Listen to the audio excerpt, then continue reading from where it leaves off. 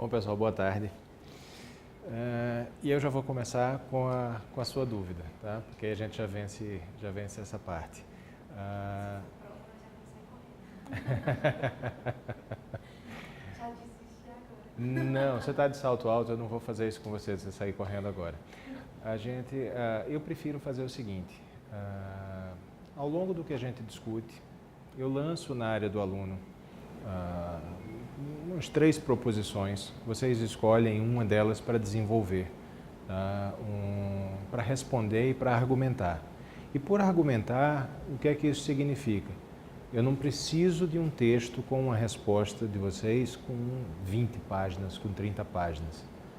Você conseguindo argumentar, conseguindo lançar a sua ideia e fundamentar, pode ter 2 páginas, 3 páginas.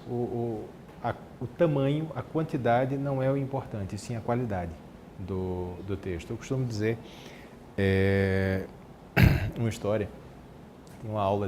Em uma aula de filosofia, um professor entrou na sala para aplicar a prova e colocou a cadeira onde ele sentava em cima da mesa e distribuiu o papel. A prova será o seguinte: vocês vão argumentar para me convencer que esta cadeira não existe. O aluno que recebeu a maior nota entregou a prova em 30 segundos. A prova dele tinha uma frase: que cadeira? A argumentação que ele utilizou foi só essa. Então, e muitas vezes é o que a gente vê. Aliás, deixa eu perguntar logo uma coisa para vocês. Qual é o perfil da turma? Eu conheço 2 dos que estão aqui, já estou lhe vendo fantasiado de advogado, igual a mim, mas vocês 3, qual é a formação? Vocês são advogados, médicos ou... Direito. Tá. Formando agora. Uhum. Eu sou analista legislativo da Câmara e advogado. Certo. Sou advogada com especialidade em direito. Ok, ótimo. Então a gente tem... Não, já lhe conheço. Mas então é bom porque a gente modula a linguagem para a turma. A turma anterior era um pouco mais eclética, a gente tinha uns médicos dentro da sala. Mas eu me perdi no que eu estava falando agora. A cadeira. Que cadeira? Que cadeira? Que cadeira? Que cadeira? Tá, então, veja só, a gente tem... lembrei o que eu ia dizer agora. A gente tem, na nossa atividade, muitas vezes a tendência a escrever muito e se perde na argumentação. Então, é importante que a gente consiga trabalhar, especialmente hoje, quando a gente está atuando em processos em que muitas vezes a gente não escreve não só para o juiz, mas para o assessor entender, ou mesmo nas defesas administrativas em conselho, a gente está escrevendo não para pessoas com formação jurídica, mas para médicos, para fisioterapeutas, para cirurgiões dentistas. A gente precisa ter uma capacidade de concisão na argumentação, onde se a gente pode lançar a nossa argumentação em 3 páginas, em 6 páginas, a gente não precisa fazê-lo em 25. Então, o tempo das pessoas hoje é muito mais curto. E a necessidade que a gente tem de conseguir prender a atenção e argumentar os pontos fortes com um texto cada vez menor é importante. E vai ser assim que a gente vai trabalhar, é isso que eu quero analisar nas atividades que a gente vier a desenvolver depois do módulo, tá? Sem maiores necessidades de estender muito o texto.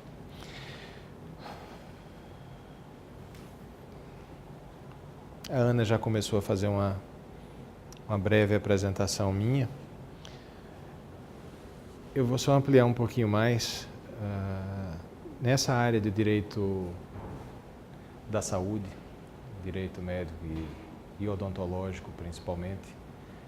Eu já tenho uma estrada que já vão aí 17, 18 anos nesse campo de atuação.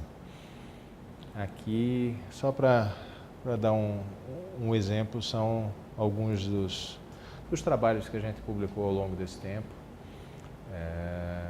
E o que eu quero fazer com vocês é isso, é trocar, é transferir ideias, transferir experiência. E por que eu estou mostrando isso aqui? Para que a gente possa desenvolver uma dinâmica diferente na aula. Eu não quero estar aqui só para falar. Então, por favor, na hora que eu estiver falando, o que eu estiver falando, se tiver uma dúvida, se tiver algo a acrescentar, se quiser perguntar algo, levanta a mão e interrompe. A prática já mostrou que essa troca, se a gente conseguir fazer com que a turma debata, que a turma, não só comigo, mas entre si, isso é muito produtivo. Tá? A gente está aqui para trocar experiências. O fato de eu estar em pé aqui não significa absolutamente nada. E mais, eu não tenho o menor pudor de dizer para alguma pergunta, eu não sei e vou procurar, ou ainda, muito boa ideia, eu não tinha pensado nisso. Já aconteceu várias vezes, eu me equivoco com uma relativa frequência. E isso é bom. Tá? Eu acho que a cada vez que a gente tem um momento como esse, a gente divide, mas sem perder nada. Cada vez que a gente divide, a gente multiplica conhecimento. Então, por favor, vamos fazer isso. Muitas vezes é uma história, muitas vezes é algo que se passou com alguém, é um processo que vocês já viram ou já acompanharam, e a gente tem noções e ideias diferentes sobre o que vai fazer. Então, legislação autárquica. Eu confesso que quando eu recebi o módulo, meu primeiro pensamento ao ver o conteúdo programático que a gente ia ter que cobrir foi: isso não vai dar tempo. A gente tem, dentre as normas a cobrir, e eu espero que a gente faça isso durante esse final de semana, principalmente essas 4 resoluções. O Código de Ética Médica, a Resolução 2217, que é novíssima, tá? Foi publicada no Diário Oficial na quinta-feira da semana passada. Ainda não entrou em vigor. Tem a vacatio legis aí de 6 meses, mas já é importante que a gente comece a trabalhá-la, que a gente cubra todos os aspectos, o pouco que foi alterado nela, mas que a gente vai passar pelo texto inteiro. Vamos ver o Código de Processo Ético Profissional também do CFM, e da mesma forma os dois do CFO, o Código de Ética Odontológica e o Código de Processo Ético Odontológico. Ao longo dessas discussões, é claro que a gente vai conseguir trabalhar outras resoluções. Reprodução assistida, publicidade, armazenamento, guarda de documentos, enfim, a gente tem outras resoluções que são igualmente importantes, mas aqui a gente tem o esqueleto, a gente tem a base do que vai ser apresentado. Tá. E eu quero fazer também, junto com vocês, algumas análises em termos de direito comparado, que eu acho que é importante a gente conhecer, não só para a prática profissional, mas para a construção de ideias, a construção de teses, a elaboração de peças, de pareceres, conhecer a experiência de outros países, conhecer a experiência de outros sistemas jurídicos para entender as soluções que eles conseguiram chegar, se são muito diferentes das nossas, se não são, e o que nós conseguimos aproveitar dessa experiência externa. Então, para a gente começar, vamos tratar diretamente já da resolução nova, da resolução 2217, o novo Código de Ética Médica.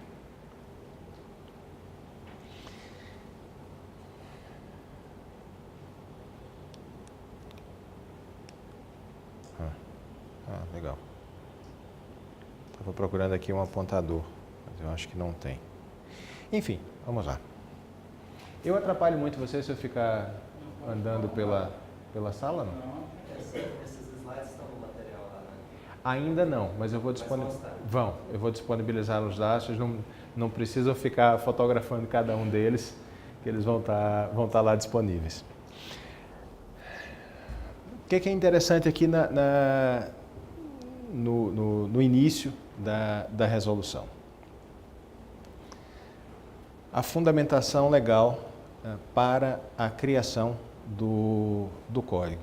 O Conselho Federal de Medicina, ele foi criado em 1957, regulamentado em 58.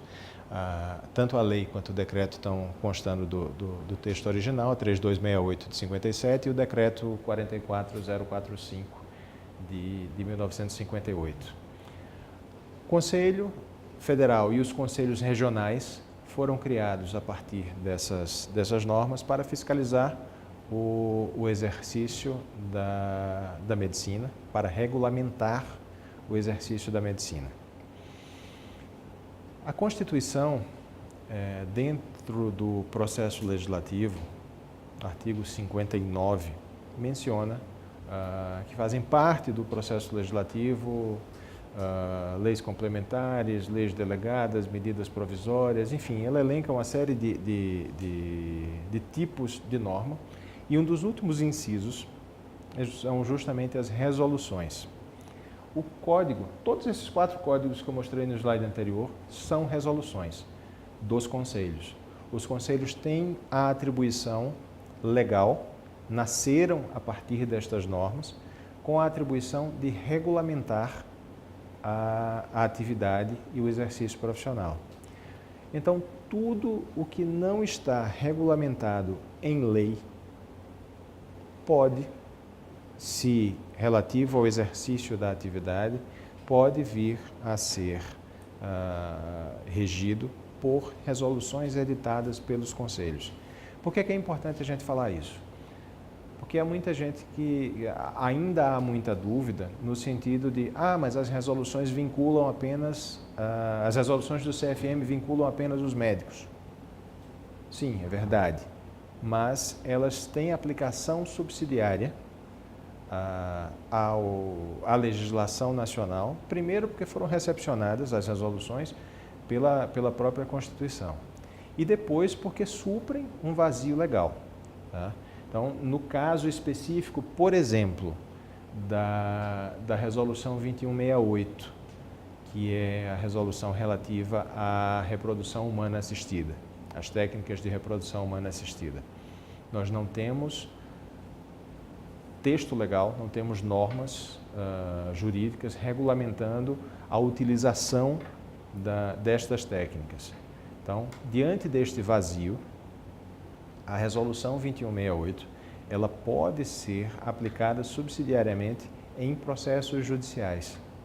Não poderia o Conselho Federal de Medicina, por exemplo, editar uma resolução regulamentando novas exceções ao aborto, porque já é matéria prevista no Código Penal. Tá? Então, tudo aquilo que não conflitar com as normas legais existentes, com as leis existentes, as resoluções elas podem ser aplicadas. Daí a importância de se conhecer esse tipo de processo, esse tipo de resolução, perdão. A gente tem que ter em mente o seguinte, não dá para falar em código de ética, não dá para falar em código de processo sem lembrar de judicialização. Não é segredo para ninguém que a nova onda de processos, a nova onda de judicialização é relativa a pacientes processando profissionais e empresas de saúde, sejam médicos, sejam pessoas jurídicas, clínicas, sejam hospitais, enfim, as estatísticas todas mostram que nos últimos 10 anos, em todo o país, o número de ações contra profissionais de saúde, contra empresas de saúde, cresceu exponencialmente. Só no STJ o número de ações chegou a subir nesse período mais de 1.600%. Se a gente considerar que o STJ já tem um filtro natural dos TJs e das próprias ações que se resolvem em primeira instância, esse número tende a ser muito maior. E qual a importância de se conhecer a legislação dos conselhos, as normas éticas? Pois não. Você tem a fonte dessa estatística?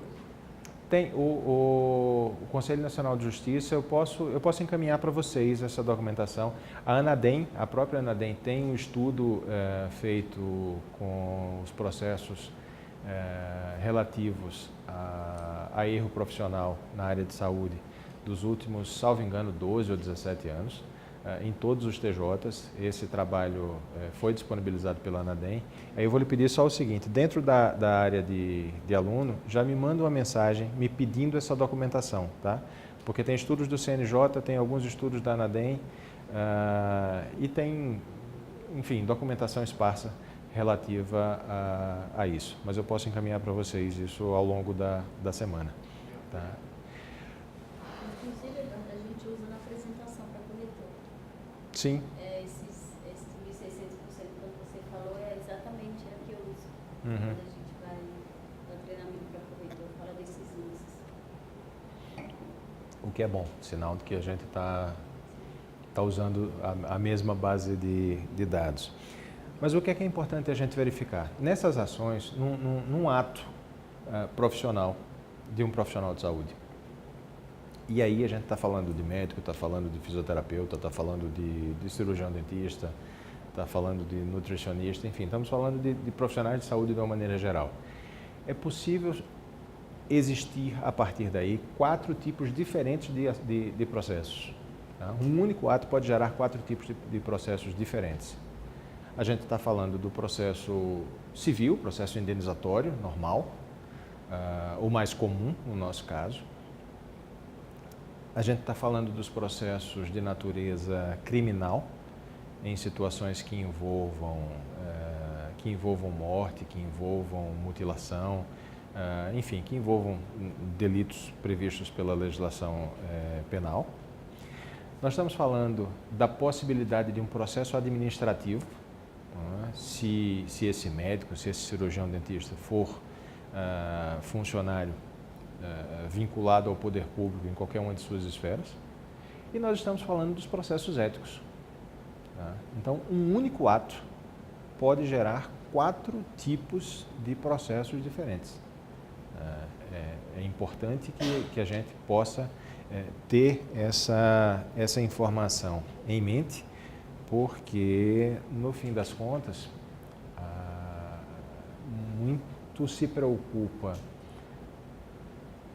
muitas pessoas se preocupam apenas com a legislação, eu vou chamar de legislação normal, Código Civil, Código de Defesa do Consumidor, eventualmente a lei de transplantes e órgãos, leis federais que vinculem o exercício e esquecem das normas éticas, que também têm influência no resultado desses processos, no resultado dessas ações. O julgamento ético muitas vezes traz consequências até maiores. Por exemplo, uma suspensão presencialmente se promovida em 2 meses, o profissional autônomo, 1 mês, 2 meses sem salário. O processo em medicina, a suspensão ela vai até 30 dias. Mas, por exemplo, no Código de Ética da Fisioterapia, essa suspensão ela pode ir até 3 anos. O autônomo. Pois é. E na medicina, a gente vai ver no Código de Processo Ético Profissional, existe a possibilidade de interdição cautelar também. Uma interdição cautelar por até 6 meses, renovável, prorrogável por mais 6 meses.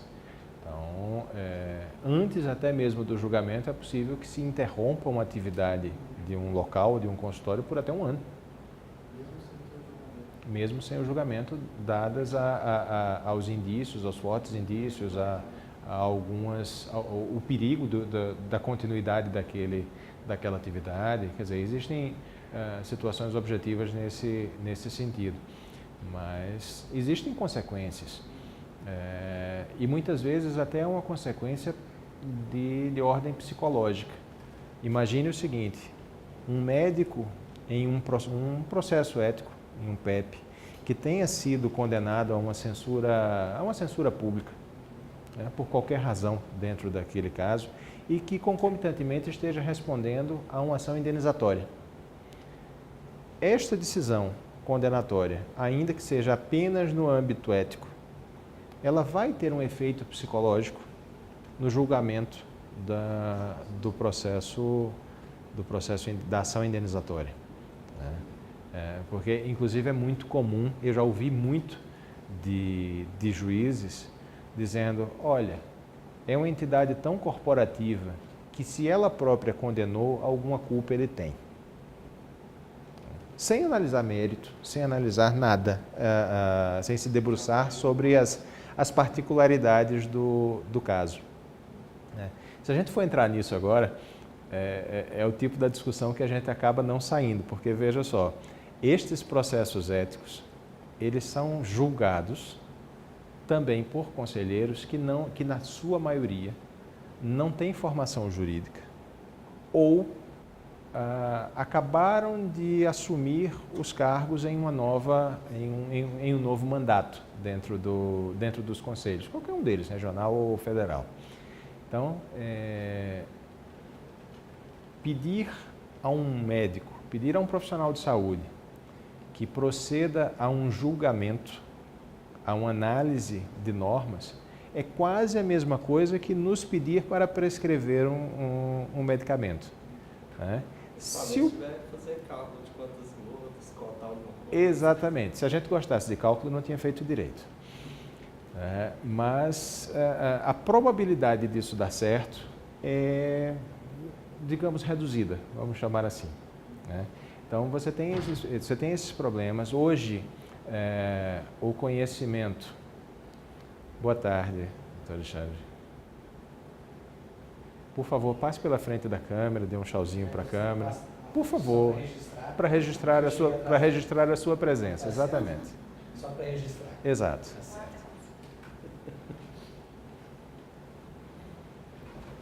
Bem, então era isso, como a gente estava falando. Foi um prazer estar aqui com vocês hoje à tarde.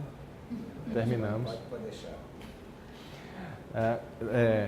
Até amanhã. Gente, veja só. A gente tem um segundo problema com relação às ações, ou melhor, às normas éticas. Os profissionais que deveriam conhecê-las, em sua grande maioria, não têm a menor noção da existência delas. Ou ainda, sabem que existe, mas é algo tão distante do dia a dia, algo tão distante do mundo deles, da preocupação em se manter atualizado com a técnica, em se especializar, faz com que negligenciem o conhecimento das normas técnicas.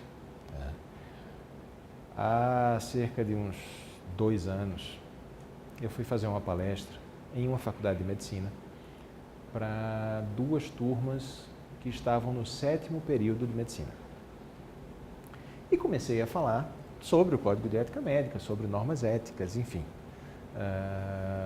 Certo de que havia um conhecimento mínimo, pelo menos, da existência daquelas normas.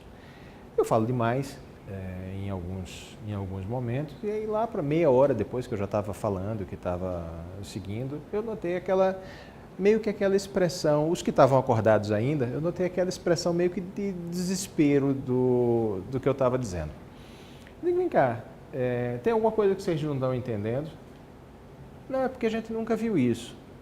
Eu digo, veja só, o Código de Ética Médica, vocês não têm um acompanhamento aqui na faculdade, não tem uma cadeira para isso? Não. E vocês estão no 7º período e nunca viram? Não. E é uma realidade em boa parte dos cursos. O profissional sai, paga a cadeira de medicina legal, paga a cadeira de odontologia legal, mas ou não dá a devida atenção ou não recebe a informação apropriada sobre as normas. E não dá para, no momento em que um processo surge, alegar esse desconhecimento. É impossível alegar esse desconhecimento.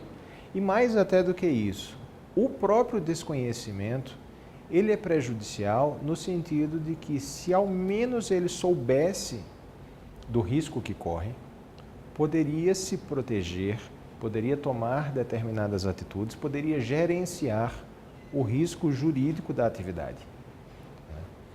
O conhecimento de saúde hoje, ele é muito volátil. Ele cresce a níveis extremamente rápidos.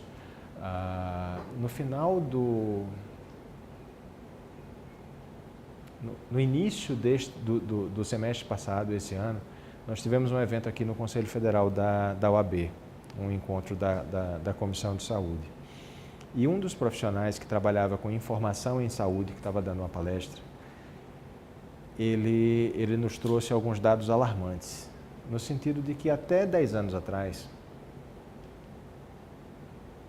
o conhecimento médico, o conjunto do conhecimento em saúde, dobrava a cada 5 anos. Então, quem não se mantivesse atualizado com cursos, com congressos, com outros estudos pós-graduação, ficaria obsoleto em técnicas em menos de 5 anos. Hoje, a produção de conhecimento científico em saúde é tão mais rápida que a expectativa para 2020, vejam, a gente está no final de 2018, 2019 passa voando, 2020 está na porta. A expectativa é que em 2020 a quantidade de conhecimento médico produzido no planeta dobre a cada 3 meses. Então, é um ritmo alucinante. E isso, quais as consequências disso? Vejam que eu não entrei no Código de Ética Médica ainda. A gente não começou a falar sobre ele ainda.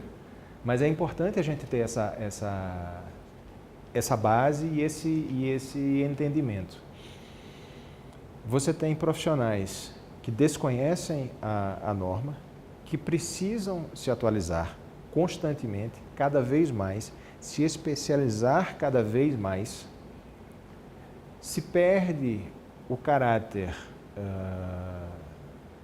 humano da relação, porque passa a ser cada vez mais mecânico, passa a ser cada vez mais dependente de exames, de máquinas, de resultados preditivos. Já se fala até em algoritmos de inteligência artificial para decidir sobre momentos adequados para determinadas intervenções.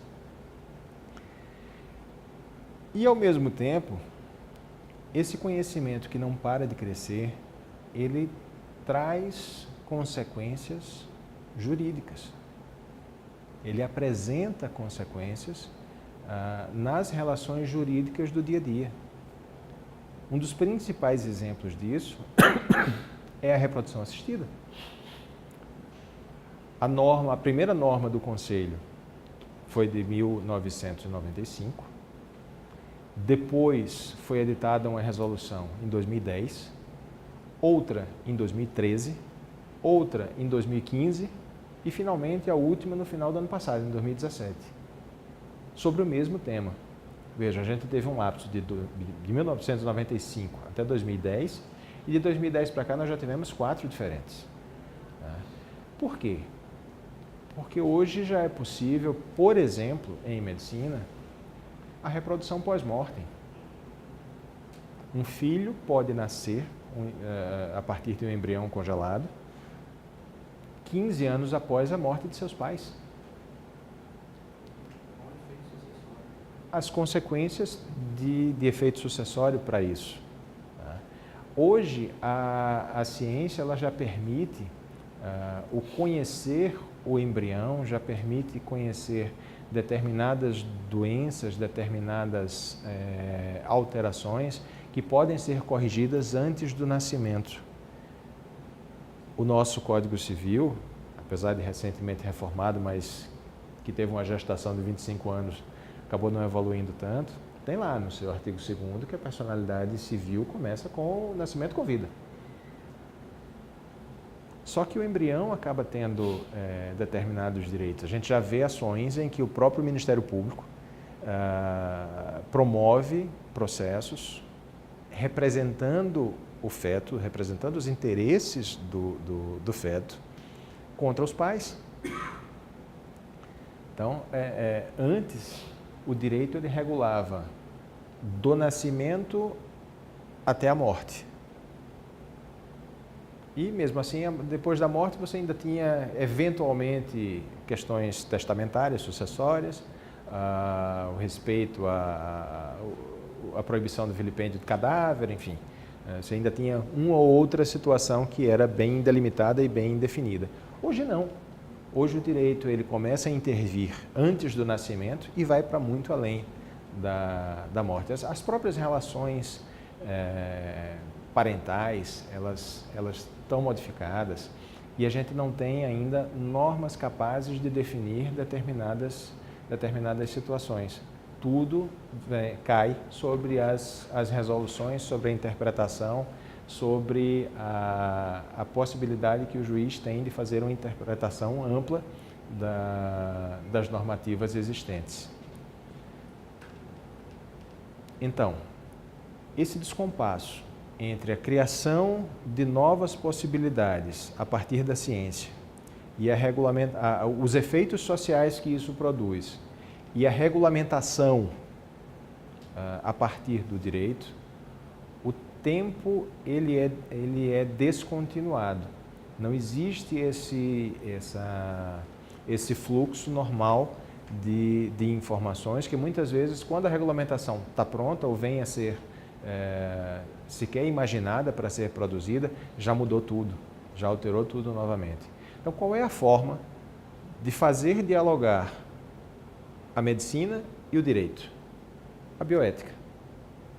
O único caminho hoje para que a gente consiga encontrar soluções, para que a gente consiga minimamente achar respostas, e eu digo até mais, não é nem achar respostas, é fazer as perguntas corretas, é através da bioética, é através dos princípios que são trazidos e que são criados e que são orientados a partir dos conselhos de fiscalização profissional. Tá? Talvez hoje seja o único meio, o único método, o único caminho que a gente tenha para esse tipo de regulamentação, para que a gente tenha um mínimo de segurança jurídica no que está sendo discutido e no que está sendo elaborado. Tá? Então, dentro do código, eu fiz algumas observações e elas vão estar sempre em vermelho aqui no texto, tá? Para a gente poder, ou são observações ou são inovações trazidas no Código de Ética Médica novo, tá? Com relação ao de 2009. O Código acrescentou aqui, já no inciso 1º do preâmbulo, a expressão pelos médicos no exercício de sua profissão. Ou seja, o presente Código de Ética Médica contém as normas que devem ser seguidas pelos médicos no exercício de sua profissão, inclusive nas atividades relativas a ensino, pesquisa e administração de serviços de saúde, bem como em quaisquer outras que utilizem o conhecimento advindo do estudo da medicina. Por que a inclusão de médicos no exercício de sua profissão, se antes tinham médicos inscritos nos respectivos conselhos regionais? Porque hoje nós temos médicos no país atuando sem inscrição nos conselhos. que são aqueles trazidos ao país pelo programa Mais Médicos. Tá? Então, até então, ainda que não se tenha notícias de processos éticos contra esses profissionais não inscritos, havia um limbo na própria normativa ética, porque à época, em 2009, não existiam esses médicos atuando no país, e a única possibilidade de se atuar como médico era justamente a inscrição no conselho. E esse pré-requisito foi abolido, foi minimizado a partir da edição da medida provisória que criou o programa Mais Médicos. Então, passou a ser incluído no Código a expressão médicos no exercício de sua profissão, ou seja, inscritos ou não no Conselho, para que eles possam ser abrangidos pelas mesmas normas. Então, as organizações de prestação de serviços médicos, da mesma forma, estão sujeitas às normas do Código, e para o exercício da medicina impõe-se a inscrição no Conselho Regional do respectivo Estado, território ou Distrito Federal. Eu destaquei ali o território porque antes do Código de Ética de 2009, o que ainda está em vigor, nós tínhamos um Código de Ética de 1988, mais ou menos da mesma época da nossa Constituição atual, e que tinha na estrutura do país territórios, que passaram a ser estados. Então, se manteve no Código de Ética de 2009 a expressão territórios, apesar de eles não existirem mais, e agora continuou existindo a mesma expressão. Eles não modificaram isso no Código Novo. Mas eu quero chamar a atenção aqui para justamente o seguinte: essa inclusão de texto pelos médicos no exercício de sua profissão, ela implica a possibilidade de se ter aqui abrangidos os profissionais trazidos e abrigados pelo programa Mais Médicos, mas ao mesmo tempo conflita com o próprio inciso 3º do preâmbulo, que fala que para o exercício da medicina impõe-se a inscrição no Conselho Regional do respectivo Estado.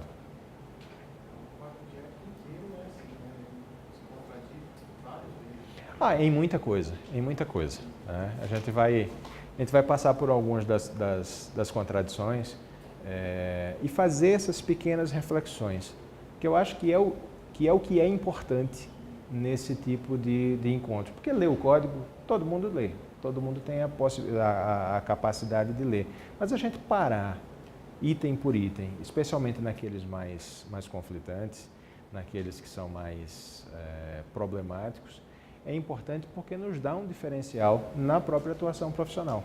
Tá? Porque, eventualmente, todo mundo passa por cima de determinados fatos que podem anular um processo administrativo, que podem anular um processo ético, que pode levar à judicialização daquele caso especificamente e atender aos interesses do cliente para que veja atendido o respeito ao devido processo legal.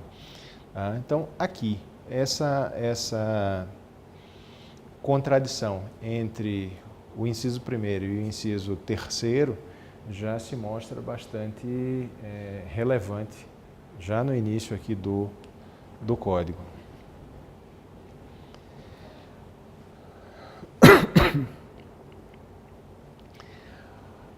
Ainda no preâmbulo, se determina, se cria, isso é trazido dentro do Código também, a obrigatoriedade de que o médico leve ao seu conselho, leve ao conhecimento das entidades fiscalizadoras quaisquer problemas relativos ao descumprimento e à não execução das normas relativas ao Código. Tá? Tudo aquilo que possivelmente puder caracterizar uma infração às normas previstas no Código devem ser levadas ao conhecimento das entidades fiscalizadoras. Aqui se incluiu, e quais entidades fiscalizadoras? A fiscalização do cumprimento das normas estabelecidas neste Código é a atribuição dos conselhos de medicina, originariamente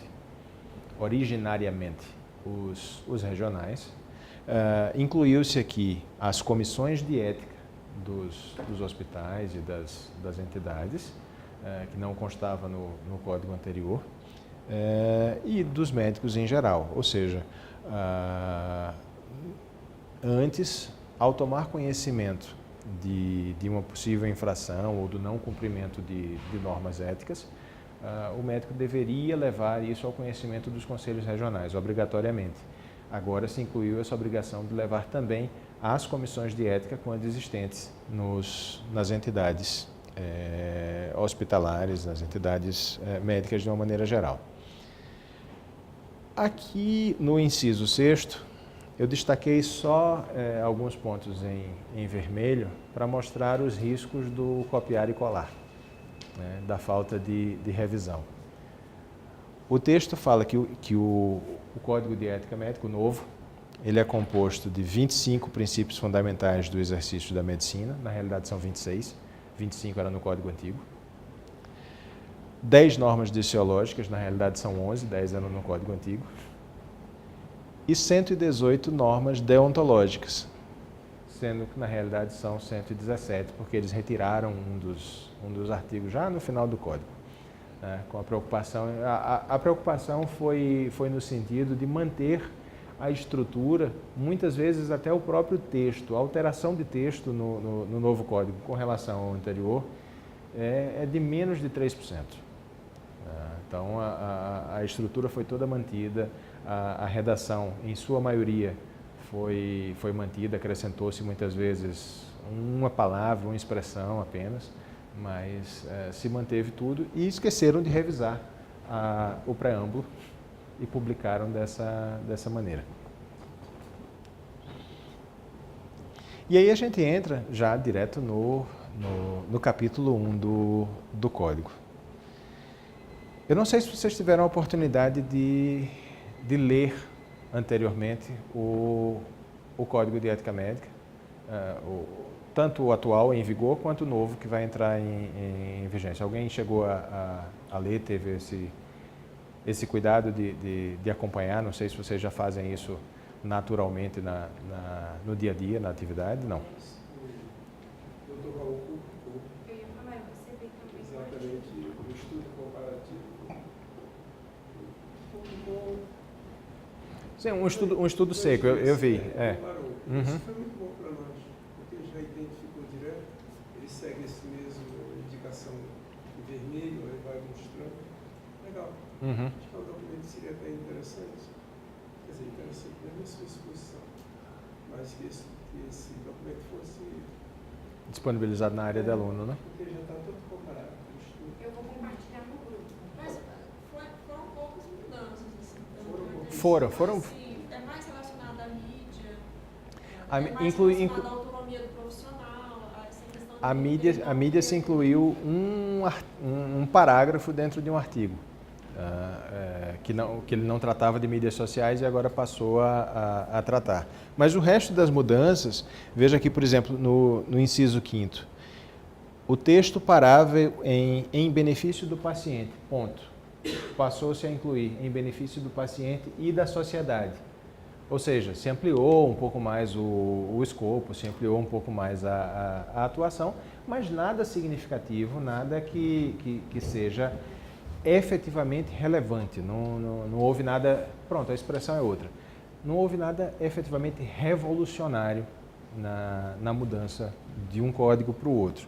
Alguns detalhes que precisam se chamar a atenção, mas nada que se diga, agora tudo mudou. Não. Agora mudou-se para que tudo continue da mesma forma, com eventuais alterações, com eventuais modificações. Sim. Uma alteração dessa, que em tese foi nada, qual o objetivo de fazer uma alteração dessa forma? Dizer que mexeu em alguma coisa? Mudou o tamanho da letra? Teve umas concordâncias nominais que estavam certas e que passaram a ficar erradas. Tem umas alteraçõezinhas assim que a gente vai passar por cima delas. Mas o próprio Código de 2009, ele ele determinava que 5 anos após a publicação do Código fosse feita uma atualização. Tá? Levou-se muito mais tempo, porque esse Código que saiu agora está chegando com pelo menos 3 anos e meio de atraso com relação ao determinado pelo próprio Código anterior. Tá? Mas as mudanças que foram incorporadas foram mínimas. Tá? Poderia ter sido muito maior, mas a decisão do Conselho foi uma decisão política, uma decisão de não modificar a estrutura do Código. Tá? Tanto que é aquilo que eu falei mais cedo. O que era artigo 1º continua sendo artigo 1º, o que era artigo 15 continua sendo artigo 15, o que era artigo 22 continua sendo artigo 22 no novo Código. Você não teve uma alteração de capítulos, não houve uma inclusão de novos capítulos, não houve uma alteração substancial, como foi, por exemplo, com o Código de Processo Ético Profissional, que esse realmente mudou muito em relação ao anterior. Mas o Código de Ética Médica acabou sendo decepcionante a alteração, especialmente porque eles levaram quase 3 anos em discussões, em plenárias. Quem são os autores, efetivamente, do Código de Ética? Para este código, segundo o CFM, eles abriram para consulta pública, abriram para reuniões nos conselhos regionais. Segundo o CFM, eles receberam mais de 1.500 sugestões e propostas para alteração, para não mudar nada. Né? Mas os autores são os conselheiros. Tá? A discussão é feita pelos conselheiros. É o mesmo problema que está acontecendo com o CFO hoje. O Código de Ética Odontológica está em discussão, a alteração do Código. Mas as alterações elas têm sido realizadas pontualmente, no sentido de, o artigo 23, o que é que ele diz? Olha, a gente podia trocar essa vírgula aqui, podia incluir a expressão, vamos incluir a expressão sociedade, tá? Ou seja, nada substancial. Eu comparo esse tipo de alteração, que é feita por conselheiros, não duvido em nada da intenção, da boa vontade de fazer, mas não é o caminho correto. Tá? Porque, na realidade, a minha pergunta foi no seguinte sentido: se fosse um código, de repente, se eles tivessem consultado e existisse uma comissão de juristas, alguma coisa assim, essa palavra sociedade, você poderia extrapolar para a função social, para a eficácia horizontal dos direitos fundamentais, e aí realmente passar por uma discussão muito mais aprofundada nesse assunto, só mais nessa palavrinha. Mas, partindo da premissa que foram os conselheiros, acredito que eu não tenho parado para pensar. Não pararam, até porque, veja só, qual é a função? Se você tem, eu comparo um código desatualizado a uma casa abandonada. Acompanhe o raciocínio comigo. Você compra uma casa, uma chácara que está abandonada há muito tempo, tá? Aí você precisa trocar o telhado, precisa trocar a fiação, precisa, enfim, organizar a casa. Não adianta você dizer, mas eu vou vir aqui inicialmente só nos finais de semana, então eu vou trocar a fiação do quarto. Coloca uma fiação nova toda no quarto e deixa o restante da casa com a fiação antiga. Vai dar curto-circuito. Não vai funcionar. E, eventualmente, se a casa está muito velha, está muito desgastada, é melhor derrubar. Isso. É melhor derrubar para fazer outro. Tá? E aí sim, você cria um anteprojeto com uma comissão de juristas. E esse anteprojeto, ele vai ser analisado, aí sim, pelos conselheiros, para que eles possam dizer, não, isso aqui não é interessante para a gente, isso aqui não condiz com a realidade, com o dia a dia do atuar da nossa profissão. A gente precisa fazer alterações e aí sim você consegue fazer a sintonia fina. Mas entregar um código velho, um código desatualizado, e dizer vamos alterar, mas sem mexer, não vai funcionar. Tá? E aí a ausência de uma comissão de juristas. Eu vou pular aqui muito, depois a gente volta. Eu vou pular aqui para chegar aqui, no artigo 1º. Vamos lá. Responsabilidade profissional. É proibido ao médico causar dano ao paciente por ação ou omissão caracterizável como imprudência, imperícia ou negligência. Acho o erro aqui.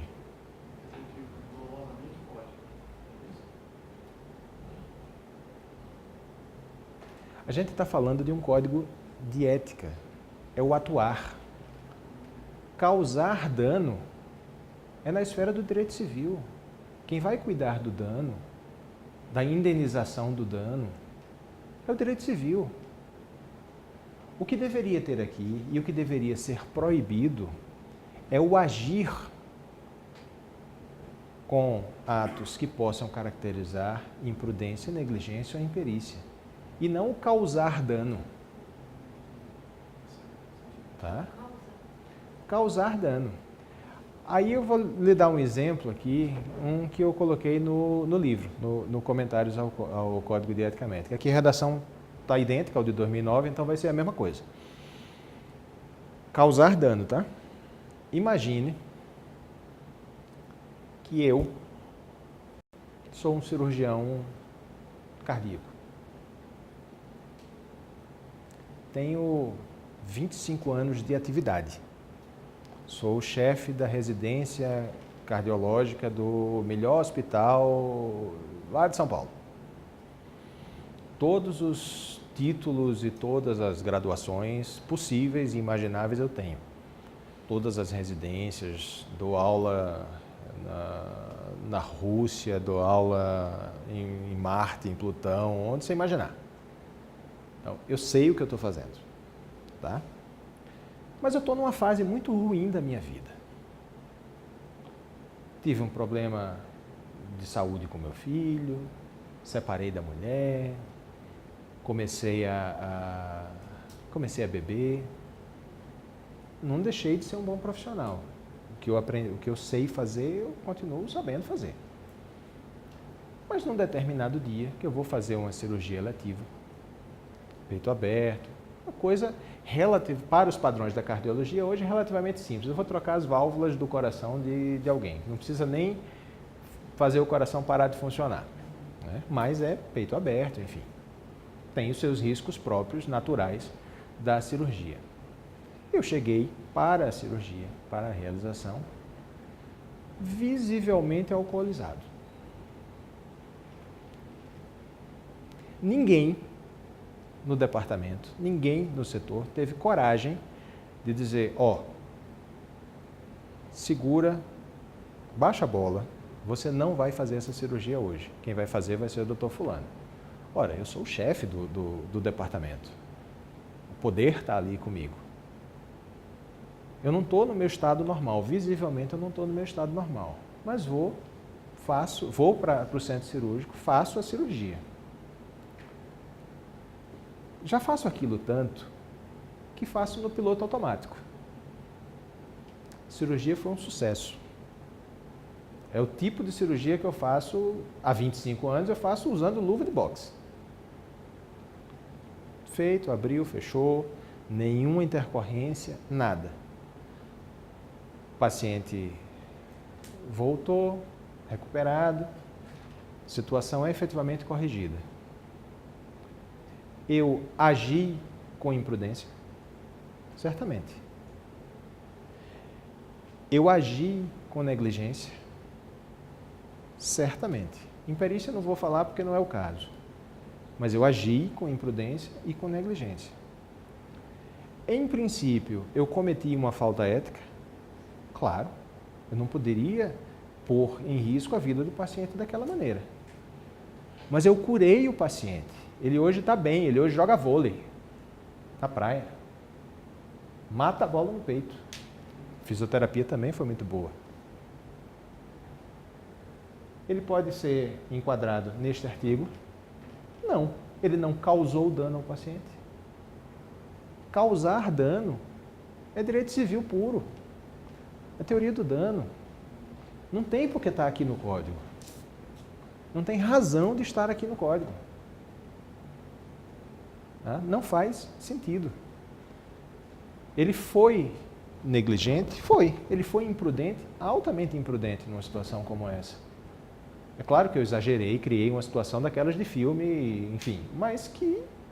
É longe da realidade. Não, e pode acontecer, pode acontecer. Não é o comum, graças a Deus, mas não é o comum. Mas o texto impede que ele seja condenado desta forma. É igual, mais adiante a gente vai ver aqui, o texto relativo a prontuário. Hoje, a infração qual é? Deixar de elaborar prontuário legível para cada paciente, pererê, parará. No Código de 88, o Código de Ética Médica antigo, a redação era deixar de elaborar prontuário para paciente. A infração era essa. Nós tivemos um processo defendendo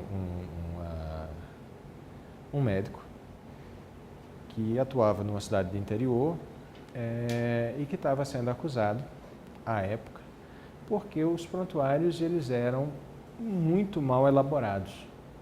Não tinha informações completas, não dava para ler,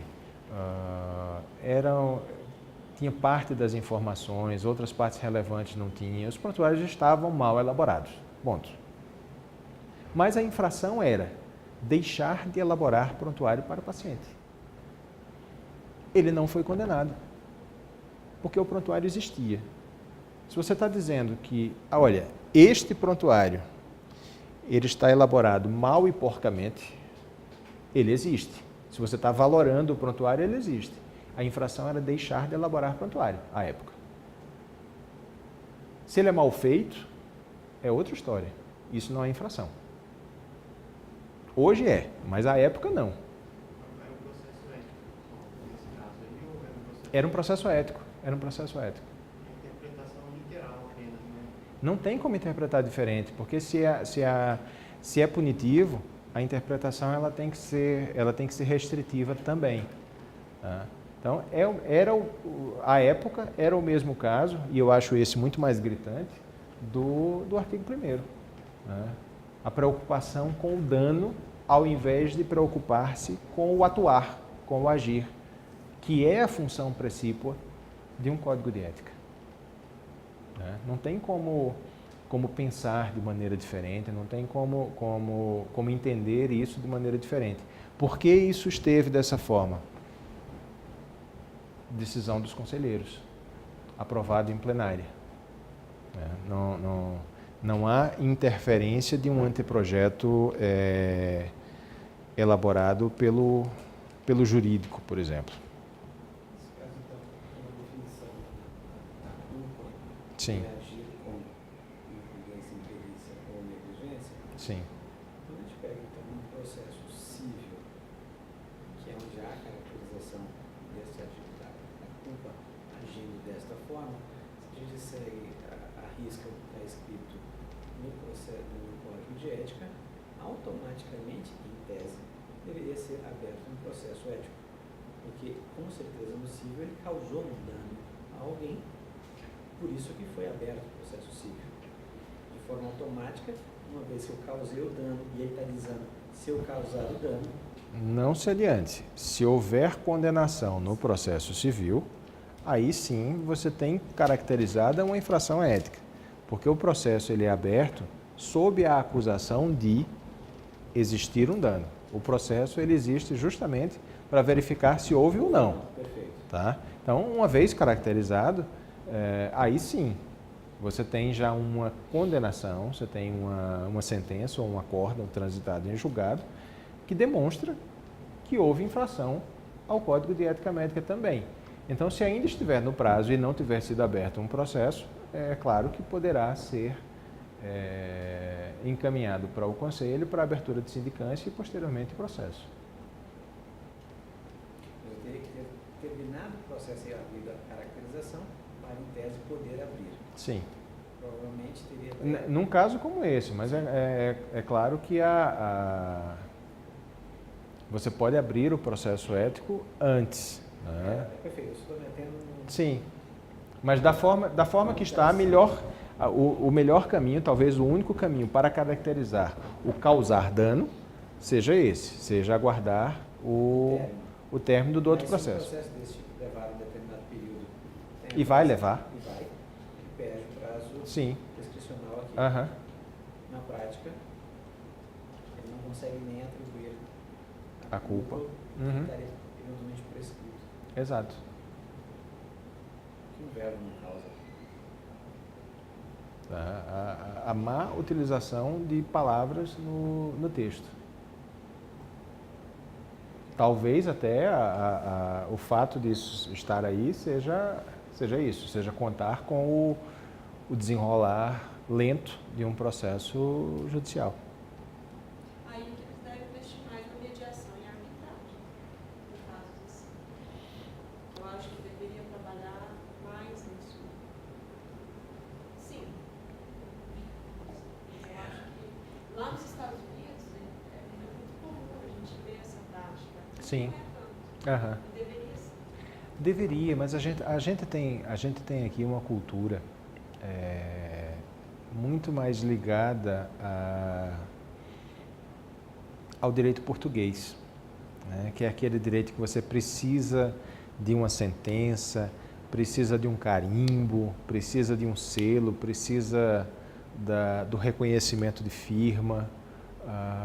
É diferente de uma cultura anglo-saxônica, que é o caso da americana, em que o costume, a palavra, o acordo, ele tem uma força muito maior.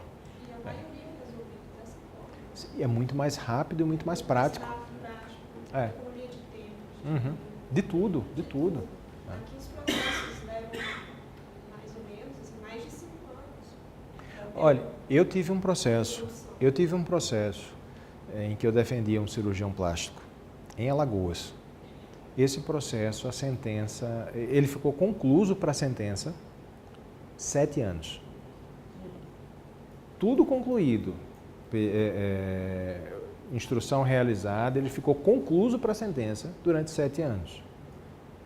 E teve, assim, pedido entrar no liminar? Não. Assim, eu estava defendendo o cirurgião plástico nesse caso, então eu não fui atrás, eu não estava preocupado com a sentença, mas a outra parte também não fez nada, ficou inerte e aguardou. E 7 anos depois, saiu uma sentença de 2 páginas, acolhendo uma preliminar minha que era salvo engano, era uma preliminar de prescrição. O processo já tinha sido entrado acho que 6 anos depois do fato, enfim, alguma coisa do gênero. Tem tempo, isso eu realmente não me recordo mais de detalhes. Era uma coisa simples, a sentença teve 2 páginas acolhendo uma preliminar. 7 anos. É muito tempo. Tá? É muito tempo para o processo. É outro tipo de problema que a gente enfrenta, que é a falta de preparação dos tribunais para receber processos que envolvam a atividade médica. Vocês vão ver no atuar profissional que cada processo, por mais que ele tenha a mesma estrutura, por mais que ele tenha o mesmo esqueleto, eles têm particularidades. Cada processo que a gente cuida é um mini curso de medicina que a gente tem que fazer para entender aquilo ali e para explicar para o juiz. E não é culpa do juiz, não. É culpa da estrutura. O juiz, eu costumo comparar um juiz civil, não especializado, das varas comuns, a um Jô Soares. O Jô Soares, na época que tinha o programa dele, num dia ele estava entrevistando um piloto de Fórmula 1, amanhã ele estava entrevistando um artista que estava lançando um disco novo, no outro dia ele estava entrevistando um senador, e no outro dia ele estava entrevistando um médico que tinha descoberto uma técnica nova de combate ao câncer. Lógico, tinha o ponto eletrônico, tinha pesquisa, tinha tudo. Mas é a mesma coisa que faz um juiz hoje. Ele não tem tempo de parar para analisar as particularidades de um processo médico. Né? Você tem aqueles processos que são mais automáticos, vamos chamar assim, de uma ação de despejo, de uma cobrança de honorários, uma execução de honorários, né? Que você tem parâmetros objetivos muito mais claros para julgar. Mas um processo que envolva imperícia, imprudência, negligência, técnica, habilidade, pertinência, seguir protocolo ou não adequado a um procedimento, ele não tem tempo de ver aquilo. O assessor, muito menos. Então, o processo vai demorar. A gente precisa investir em arbitragem, precisa investir em mediação, precisa fazer com que as pessoas acreditem em mediação e arbitragem. O problema de ser cultural é esse. Porque você tem um acordo feito em uma câmara de arbitragem, em uma mediação, mas a parte só se sente segura, e às vezes nem isso, se tiver uma sentença, se tiver um documento do juiz, se tiver o papel do juiz, com a assinatura dele. Mas a decisão ali, ela tem força. Eu sei, a lei diz exatamente isso. As pessoas... Eu sei disso, você sabe disso. Eu estou falando, quando eu falo da questão cultural, é a percepção que as pessoas têm. Elas não procuram porque não acreditam. Não adianta a gente dizer, não, mas olha, a lei de arbitragem, ela fala no seu artigo tal que a decisão tomada tem força de sentença, transitada em julgado. A pessoa quer o papel do juiz. Né? Quer... É.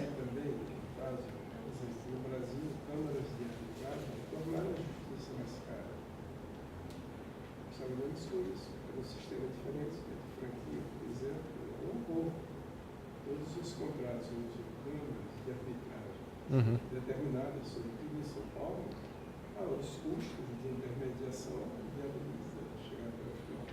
Será que isso também não aconteceria no sistema todo, complexo como saúde? Talvez não, mas eu vejo um outro problema, que é um problema de compliance. Para uma câmara técnica. Os tribunais hoje têm algumas experiências até interessantes com os NATs. Mas você imagine o seguinte, a gente ainda tem situações sérias de compliance. Operadoras de planos de saúde, por exemplo, que coloquem ali pessoas mais ligadas a elas. Você poderia ter o problema de ter decisões que fossem prejudicadas, comprometidas, parciais. Né? Eu já fui partidário da ideia de a gente ter varas especializadas em saúde nos tribunais, por achar que os processos poderiam ser mais ágeis se a gente tivesse um juiz que fosse mais afeito àquele tipo de processo, que só cuidasse daquele tipo de processos. Pensei isso durante muito tempo, mudei de ideia depois. Porque, da mesma forma, você imagine, você vai criar hoje uma vara especializada em feitos de saúde, em erro profissional em saúde. Vamos chamar assim, né? A vara do erro médico. Eu conheço um TJ que tem, em uma das suas varas cíveis, um juiz que adora esses processos de erro médico. Porque ele estudou medicina até o 5º ano e antes de se formar desistiu. Viu que aquilo ali não era o que ele queria para a vida e foi fazer direito. Fez direito, formou-se, fez concurso, virou juiz. Mas tem um curso de medicina praticamente concluído, ele conhece, entende aquilo ali. Se este tribunal resolve criar uma vara especializada de saúde, ele é o primeiro nome ideal para aquilo ali. Mas vai funcionar no 1º, 2º, 3º ano, depois ele vai se aposentar, depois ele vai subir para o tribunal, depois ele morre, né? Pessoas morrem. Não, e outra, tem lugar no país que não tem o judiciário tão Sim. dividido como hoje. Tem lugar que a vara Aham. Pois é. Não é dividida por varas. Sim. Por cara da fazenda. Isso poderia funcionar para as capitais e grandes cidades. Mas mesmo assim, volta para esse exemplo. Aí esse juiz, ele aposentou, morreu, foi promovido para o TJ. A vara ficou vaga. A pessoa que vai substituí-lo tem este mesmo perfil? Vai ser uma indicação política do tribunal? Vai ter interferência de seguradoras, de planos de operadoras de planos de saúde? Todos os processos vão cair ali naquela vara. Então você tem um risco muito grande em uma vara especializada. Hoje, uma realidade que eu conheço bem, Recife, você tem 44 varas cíveis na cidade. Os processos eles podem ser distribuídos para qualquer uma delas. É claro, você tem varas que andam com mais celeridade, tem outras que são terríveis para fazer um processo andar, mas você tem você tem uma possibilidade muito mais... É quase uma violação do juiz natural, né? Exato. Tá? Então, por isso que eu abandonei essa ideia de uma vara especializada em saúde. No mundo perfeito, condições ideais de temperatura e pressão, ótimo, funcionaria. Exato. Né? Mas assim, se a gente for pensar, mas só funciona no mundo perfeito. Ora, no mundo perfeito você não precisa da vara. Né? Se a gente for esticar a corda, é nesse sentido. Então, é melhor investir em conhecimento, né? Em difusão dessas informações. É mais trabalhoso? Porque hoje qual é o grande problema que a gente enfrenta? O desconhecimento. Advogados que entram com ações que estimulam o paciente ou a família a entrar com ações sem o conhecimento adequado. Advogados que vão defender o médico, o profissional, as instituições também sem o mesmo conhecimento adequado. Aquele médico que ao invés de procurar o profissional especializado, procura o primo ou o cunhado, enfim, que vai fazer mais barato, né, ou que não vai cobrar porque é amigo, né, cai naquele mesmo erro que hoje o direito está igual à medicina. Né? Se o meu filho quebrar um braço, eu não vou levá-lo no meu primo, que é o melhor dermatologista da cidade. Não vou. Só se for uma emergência, estiver no meio do mato e tal, ele está ali junto e digo, ó, me ajuda aqui, faz uma tala, né, para a gente pelo menos levar para o hospital. Mas é a mesma coisa com o direito. Né? Eu só faço direito da saúde. Não venha me pedir para eu fazer um mandado de segurança para liberar uma mercadoria que ficou presa no porto, que eu posso até fazer, mas um profissional, um tributarista que faria aquilo numa tarde, eu vou levar 10 dias para fazer e não vai ficar nem perto da qualidade do que ele faria. Não tem essa mágica, não tem esse perigo. Então, você tem essa dificuldade das partes não conhecerem as normas e o julgador muito menos. Um processo que eu acompanhei mostra muito do que é esse desconhecimento da realidade da medicina. Veja só, ninguém aqui tem formação médica. Ninguém. Vocês vão identificar, por bom senso, um problema no processo que eu vou contar para vocês agora. Hospital regional, uma cidade do interior que atendia 17 municípios circunvizinhos, recebe num plantão de emergência, só tinha uma médica lá no local, recebe uma criança de 9 anos de idade, um menino de 9 anos de idade, que morava na zona rural.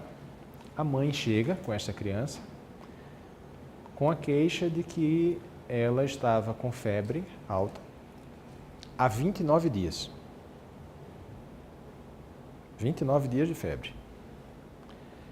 A médica recebe, examina, medica esta criança e verifica que o quadro era muito grave até para aquele hospital regional. E encaminha para a capital vai de ambulância, vai com acompanhamento, vai com tudo, para um hospital infantil de referência. No dia seguinte, esta criança vem a falecer por infecção generalizada. Faleceu por sepse. O que faz o Ministério Público? Processa a médica que atendeu primeiro por homicídio, dizendo que esta criança morreu por conta da medicação que ela aplicou na criança. Ou seja, a criança desenvolveu um quadro de sepse em 24 horas. Não faz. Provavelmente não era pediatra, quem tomou o procedimento correto. Era pediatra. Tomou o procedimento correto e a criança estava com queixa de febre há 29 dias. A febre não é uma doença, ela é um sintoma. Ela é um efeito de que o organismo está combatendo algo. Essa criança passou com uma infecção um mês sem tratamento. No dia da audiência, a mãe chegou algemada mesmo, porque ela estava presa. Vamos olhar também o lado da mãe, gente, por favor, né? Vai que elas estavam tentando medicar a criança por coisa Mas natural, 29 caso. dias, sim, não faz sentido. São 2 Mas meses. até aí tudo bem. Assim, é uma fatalidade, mas o erro principal está no Ministério Público de processar a médica. Não fazia o menor sentido. Né? Esse processo, ele teve um encerramento até pouco usual, porque na primeira audiência o juiz não recebeu a denúncia e mandou arquivar. Mas foi um dia que eu cheguei mais cedo, antes da hora da audiência, era a primeira audiência do dia. E fiquei sentado, o juiz já estava na sala também. Por acaso ele começou a folhear o processo, eu sem dizer nada. Ele começou a folhear, começou a franzir a testa. Eu digo, ótimo, já entendeu o tamanho do problema. Quando ele terminou de ler, ele fez, doutor, o que é isso aqui? Eu disse, isso é o que o senhor acabou de ler. Eu não sei o que é que eu estou fazendo aqui e eu não sei por que é que o promotor está querendo que o senhor perca tempo. O promotor chegou, a mãe da criança chegou também, chegou escoltada, porque à época ela era presidiária. Não sei o que tinha acontecido com ela, mas ela chegou algemada, inclusive, para a audiência. O promotor levou um esporro do juiz e o processo foi encerrado. Mas essa falta de conhecimento de situações básicas, de bom senso, é que leva a uma judicialização exacerbada. E mais... Mas pior do que eu estava imaginando, porque quando você estava falando, eu estava imaginando questões técnicas, que às vezes são complexas, você precisa de peritos para explicar. Mas nesse caso é puro bom senso, mesmo. Isso antes de virar processo, teve um inquérito policial. O delegado mandou exumar a criança. Para quê? Mandou exumar a criança. Tinha lá umas fotos da exumação nos autos, enfim. Eu lembro bem desse caso porque... Não, e à época o meu filho tinha a mesma idade dessa criança, tal. Então, assim, você choca, né? Essas imagens, para quem não é legista, são imagens que chocam. E sem motivo de exumar. Para quê? Para ver se a criança estava lá enterrada mesmo? Não tem outra razão. Não tem outra razão. E olha que, assim, foi exumada meses depois. Aí é que não faz sentido mesmo. Se você estivesse falando, não, é uma medida cautelar, uma tutela de urgência, tem 2 dias que a criança está enterrada, dá tempo de se verificar alguma coisa. Mas meses depois, por favor, né? São situações que absurdas e esse é um dos fatores para a judicialização. O outro, a falta de diálogo. Está comprovado isso. Esses mesmos estudos mostram, esses que falam da judicialização, mostram que mais da metade dos processos, eles não decorrem de um erro ou de uma intercorrência não esperada em um procedimento. mas sim na falta de diálogo do profissional com o paciente ou com a família. A falta de contato humano. As faculdades de medicina estão ensinando as pessoas a pedir exames e estão deixando de ensinar a sentir o paciente, a tocar no paciente, até porque hoje tem denúncia de assédio. Estão deixando de ensinar a parte humana da medicina. E aí você junta isso ao atendimento em hospitais públicos, que é bastante precário, e ao atendimento de planos de saúde, que também estão se tornando precários, porque pagam pouco e as pessoas acabam tendo que, os profissionais acabam não tendo tempo para uma consulta adequada. Então você trata a doença, não trata mais o paciente. Você não sabe quem é aquele paciente e o paciente não sabe quem é o médico. Porque a nossa vida corrida, a nossa, diz exatamente isso. Imagine o seguinte, qualquer um de nós aqui amanheceu com uma dor que parece ser uma dor no peito, mas... Não, isso aí seria caso de emergência, deixa eu pegar um outro exemplo. Parece que você está com uma dor no baço. Vou procurar um médico. Ok. Conheço algum especialista na área? Não. Não é algo que você tenha como um ginecologista, como um cardiologista, que você tenha um médico que frequente habitualmente. Ok, não conheço nenhum. Vou no guia do meu plano de saúde. Abro lá o aplicativo, olho. Opa, esse aqui está ótimo. É ao lado do escritório. Ligo para lá. Olha, tem consulta para daqui 3 meses. Não, muito obrigado. Aí você vai, olha, tem mais 3 ali. Um é muito longe, é do outro lado da cidade, não vale a pena. Tem um aqui, é relativamente perto. Olha, o horário de atendimento, que bom. Vai até às 21h. Não vou perder meu dia. Consigo trabalhar. Olha, tem vaga para hoje. Que sorte. Vou para ele. Ninguém me indicou, ninguém me referenciou, eu não sei quem é. Ele estava disponível. Vai ser o médico que vai me atender.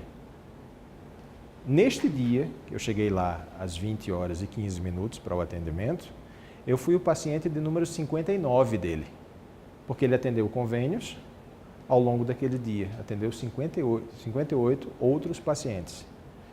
Qual é a chance de uma anamnese bem feita? Qual é a possibilidade de ele me explicar as minhas opções de tratamento? Ele vai me indicar o que ele conhece, ou melhor, o que ele acha que é o adequado para o meu caso. Eu não estou nem questionando isso. Ele pode ser o melhor profissional naquela área. E está me indicando aquele caso porque ele já viu aquilo ali 20 mil vezes na carreira dele. Ele sabe, pela maneira como eu estou descrevendo a dor e o local, o que é que eu tenho, pela minha idade, eventualmente por um hábito que ele me perguntou, de sedentarismo, de bebida ou de qualquer coisa. E na experiência, no olhômetro. Vamos lá, vamos na boa fé. Ele sabe o que é que está fazendo e me indicou aquele tipo de tratamento, tá? Para aquele problema. Me indicou aquele tratamento, eu fiz. A lei de Murphy é implacável. Aconteceu alguma situação ali, naquele tratamento, que ainda que não seja um erro, que não tenha sido uma imprudência, uma negligência daquele profissional, era estatisticamente esperado. Em 3% da população, todos os testes, todas as pesquisas mostram que aquilo em 3,5% tem uma chance grande de acontecer aquele efeito colateral, vamos chamar assim. Mas eu não sabia. Ele não me disse essa possibilidade de acontecer. E eu tenho direito à informação. Para que eu possa consentir, a gente vai falar disso, para que eu possa consentir, para que eu possa exercer a minha autonomia, eu preciso poder escolher. Ele só me deu aquela opção, não era uma alternativa, era o caminho. E eu concordei. Eu consenti, mas eu não escolhi. E para piorar a situação, eu descubro depois que além daquela técnica cirúrgica que ele me indicou, eu poderia ter feito um procedimento não invasivo, uma técnica com ultrassom, uma outra técnica com sonda para desobstrução, ou enfim, para o que quer que tenha acontecido naquele problema, ou um outro tratamento que não era tão... que as chances de sucesso talvez não fossem tão altas, mas ele era muito menos invasivo ou era muito mais barato do que aquele outro que ele me indicou. Ele não cumpriu com aquele dever de informação de maneira nenhuma, nem me deu as informações sobre o tratamento que me fez aceitar e nem me deu alternativas para aquele tratamento. Em que isso vai resultar? Num processo. Ou em 2 ou em 3, como a gente já viu. Julgamento de agosto, agora da STJ, né? Está no consentimento informado, condenou R$200 mil. Sim, eu vi essa decisão e os TJs, especialmente TJ de Goiás, TJ de Minas, TJ do Rio Grande do Sul, eu vou lhe nomear já o redator da ata, se vocês quiserem, me peçam esse material, que eu disponibilizo esses acórdãos. Tem uma expressão que já foi cunhada sobre isso, que é negligência informacional. A falta de exposição, a falta de conhecimento de alternativas, de opções ou mesmo de riscos a que estão sujeitos os pacientes a partir de determinados tratamentos. O Código de Defesa do Consumidor é muito claro nesse sentido, né? E bem ou mal, a atividade médica ela é entendida como uma relação de consumo. Seja isso apropriado ou não, é o que é. É o que nós temos nos tribunais. Então, é preciso que se tenha esse tipo de conhecimento, é preciso que se tenha essa visão, não apenas nós, advogados, mas principalmente os médicos.